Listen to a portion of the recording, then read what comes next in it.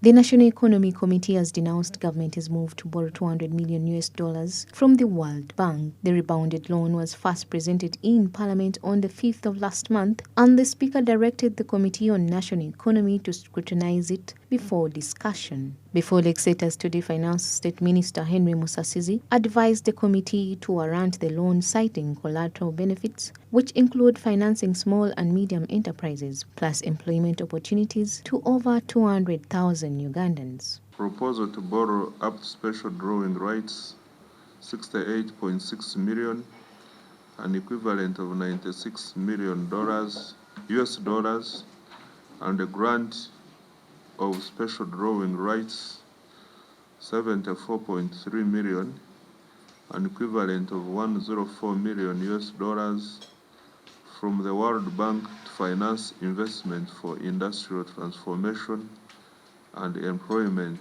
projects. On the other hand, the legislators have expressed their disappointment with Ministry of Finance over presenting the loan, which they find loose and unnecessary at a time when the country is grappling with huge debts. Given our history and how the past loans have been abused, referring to Rule 178 of our Rules of Procedure, I want to invite you, Mr. Chairman and colleagues, that let us not be enticed by the $104 million US dollars, and then we accept to pass this loan. Let us reject this loan because it is not urgent for us as a country now. We have many problems that are pressing us.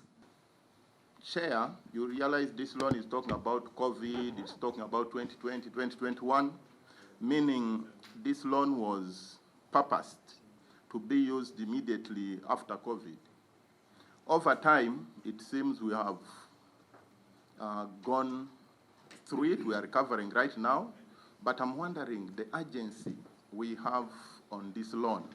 If you look at all your literature, the literature you first sent us, I was wondering, I asked colleagues on the platform, is this loan meant to be passed now, or it was a COVID loan? Uganda has continuously had to sustain its increasingly untenable debt burden as loans, commitment, and interest fees compound. In 2020, Parliament approved a similar $491 million loan with a grant component of $177.61 million to support the manufacturing sector as well as the small-medium enterprises managed by Uganda Development Bank. According to legislators, the money hasn't yet been fully utilized. It would be better, or will private sector foundation have the data of SMEs that previously benefited from the same similar loan? I think there's something that needs to be highlighted. We'll facilitate new investments in productive and transformative assets, and is expected to generate direct and indirect employment of more than 200,000 workers. Is this realistic? 200,000. Are we talking about, because this addresses unemployment? Because in the presentation where the minister hinted about the measures to manage public debt, he said that by controlling and reducing borrowing. So if the minister knows that reducing borrowing is one of the measures that we can manage public debt, and is here to tell us that we should borrow.